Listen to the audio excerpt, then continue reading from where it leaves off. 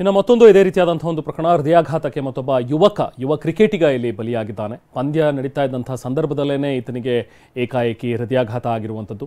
ಪಂದ್ಯ ಗೆದ್ದ ಒಂದು ಸಂಭ್ರಮಾಚರಣೆ ಇತ್ತು. ತೀರ್ಥಹಳ್ಳಿಯಲ್ಲಿ ನಡೆಸಿದಂತಹ ಒಂದು ಕ್ರಿಕೆಟ್ ಪಂದ್ಯಾವಳಿ.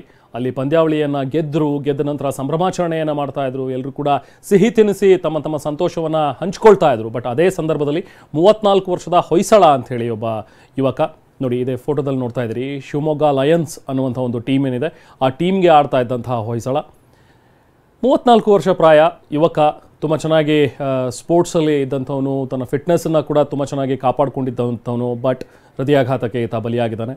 ಏಜಿಸ್ ಸೌತ್ ಝೋನ್ ಮ್ಯಾಚ್ನಲ್ಲಿ ಈತ ಆಡ್ತಾ ಇದ್ದ. ಪಂದ್ಯ ಗೆದ್ದ ನಂತರ ಸಂಭ್ರಮಾಚರಣೆಯಲ್ಲಿ ತೊಡಗಿದ್ರು. ಬಟ್ ಈತ ಮಾತ್ರ ಸಾವನ್ನಪ್ಪಿದ್ದಾನೆ. ತೀರ್ಥಹಳ್ಳಿ ಮೂಲದ ಹೊಯ್ಸಳ ಅಂಥೇಳಿ ಈತನ ಹೆಸರು. ಹೃದಯಾಘಾತಕ್ಕೆ ಬಲಿಯಾಗಿದ್ದಾನೆ. ಫೆಬ್ರವರಿ 22ನೇ ತಾರೀಕು ಏಜಿಸ್ ಸೌತ್ ಝೋನ್ ಕ್ರಿಕೆಟ್ ಟೂರ್ನಿ ನಡೀತಾ ಇತ್ತು. ಬೆಂಗಳೂರಿನ RSI ಆಟದ ಮೈದಾನದಲ್ಲಿ ನಡೀತಾ ಇದ್ದಂಥ ಮ್ಯಾಚ್, ಇಲ್ಲೇ ಬೆಂಗಳೂರಿನಲ್ಲಿ ಆಗ್ತಾ ಇದ್ದಂಥ ಒಂದು ಮ್ಯಾಚ್ ಇದು. ಕರ್ನಾಟಕ ತಮಿಳುನಾಡಿನ ನಡುವೆ ನಡೆದಿದ್ದಂಥ ಮ್ಯಾಚ್. ತಮಿಳುನಾಡು ತಂಡವನ್ನು ಕರ್ನಾಟಕ ತಂಡ ಸೋಲಿಸಿತ್ತು. ಪಂದ್ಯ ಗೆದ್ದ ಸಂಭ್ರಮಾಚರಣೆ ಇತ್ತು. ಬಟ್ ಈ ಸಂದರ್ಭದಲ್ಲಿ ಹೃದಯಾಘಾತಕ್ಕೆ ಹೊಯ್ಸಳ ಸಾವನ್ನಪ್ಪಿದ್ದಾನೆ. ಬೌರಿಂಗ್ ಆಸ್ಪತ್ರೆಗೆ ಆತನ ಮೃತದೇಹ ಶಿಫ್ಟ್ ಮಾಡಲಾಗಿದೆ. ನಾವು ಎಲ್ಲ ಒಟ್ಟಿಗೆ ಶಿವಮೊಗ್ಗ ಝೋನ್ ರೆಪ್ರೆಸೆಂಟ್ ಮಾಡುವಾಗ ಒಟ್ಟಿಗೆ ಆಟ ಆಡಿದ್ದು. ತುಂಬ ಒಳ್ಳೆ ಹುಡುಗ, ಲೈವ್ಲಿ, ಎನರ್ಜೆಟಿಕ್ಕು, ಯಾವಾಗಲೂ ಎಲ್ಲರ ಜೊತೆ ಸಂತೋಷವಾಗಿರ್ತಿದ್ದ.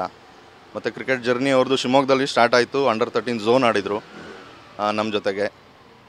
ಅದಾದಮೇಲೆ ಅವರು ಬೆಂಗಳೂರು ಶಿಫ್ಟ್ ಆದರು, ಸ್ಟಡೀಸು ಪ್ಲಸ್ ಕ್ರಿಕೆಟ್ ಡೆವಲಪ್ಮೆಂಟ್ ಇದಕ್ಕೆ ಅಂತ. ಸೊ ಅಲ್ಲಿಂದ ಅಲ್ಲಿ ಬೆಂಗಳೂರು ಝೋನ್ನ ರೆಪ್ರೆಸೆಂಟ್ ಮಾಡಿದ್ರು.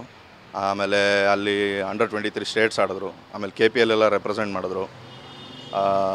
ತುಂಬ ಬೇಜಾರಾಗತ್ತೆ, ಯಾಕೆಂದರೆ ಅಷ್ಟು ಯಂಗ್ ಬಾಯ್ ಮತ್ತು ಎನರ್ಜೆಟಿಕ್ಕು ಮತ್ತು ಒಳ್ಳೆ ಅಥ್ಲೀಟು, ಹೆಲ್ದಿ ಎಲ್ಲ ಇದ್ದೂ ಅವ್ರಿಗೆ ಈ ಥರ ಆಗಿದ್ದು ತುಂಬಾ ಬೇಜಾರಾಯಿತು. ನಮ್ಮ ಜೊತೆ ಆಡಿದ ಹುಡುಗ ಬೇರೆ, ತುಂಬಾ ದುಃಖ ಆಯಿತು ನಮಗೆ ಸುದ್ದಿ ಕೇಳಿ. ಸಡನ್ ಒಂಥರ ಶಾಕ್ ಆಯಿತು. ಈಗ ಸ್ಪೋರ್ಟ್ಸ್ಮೆನ್ ಅಂತ ಅಥ್ಲೀಟಿಗೆ ಆ ಥರ ಆಗುತ್ತೆ ಅಂತಂದರೆ ನಿಜವಾಗ್ಲೂ ಆಶ್ಚರ್ಯ ಆಗುತ್ತೆ. ತುಂಬ ಒಳ್ಳೆ ಹುಡುಗ, ತುಂಬ ಆ್ಯಕ್ಟಿವ್ ಆಗಿದ್ದಂಥ ಹುಡುಗ. ಮೊನ್ನೆ ದಿನ ಅವರು ಹಾರ್ಟ್ ಅಟ್ಯಾಕ್ ಆಗಿ ಸತ್ತೋಗಿರೋದು ನಮಗೆ ತುಂಬ ಬೇಜಾರಾಗ್ತಾಯಿದೆ. ಯಾಕೆಂತಂದರೆ ನಾವು ಕಣ್ಣಾರೆ ನೋಡಿದಂಥ ಯುವಕ ತುಂಬ ಉತ್ತಮವಾಗಿ ಆಟ ಆಡ್ತಾಯಿದ್ರು.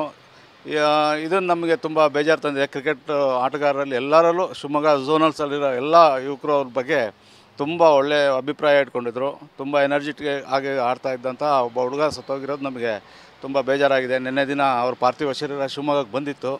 ನಾವೆಲ್ಲ ಹೋಗಿ ನೋಡಿದ್ವಿ. ಮತ್ತು ನಮ್ಮ ದುರ್ಗಿಗುಡಿ ತಂಡದ ಪರವಾಗಿ ಅವರಿಗೆ ನಾವು ಶ್ರದ್ಧಾಂಜಲಿನೂ ಸಹ ಅರ್ಪಿಸಿದ್ವಿ. ಈ ಥರ ಹೋಗಿರೋದು ಯುವಕರಲ್ಲಿ, ಅದರಲ್ಲೂ ಇತ್ತೀಚಿನ ಕರೋನಾ ನಂತರದ ದಿನಗಳಲ್ಲಿ ತುಂಬ ಜನ ಯುವಕರು ಈ ಥರ ಹಾರ್ಟ್ ಅಟ್ಯಾಕ್ ಆಗಿ ಸಾಯ್ತಾರೆ.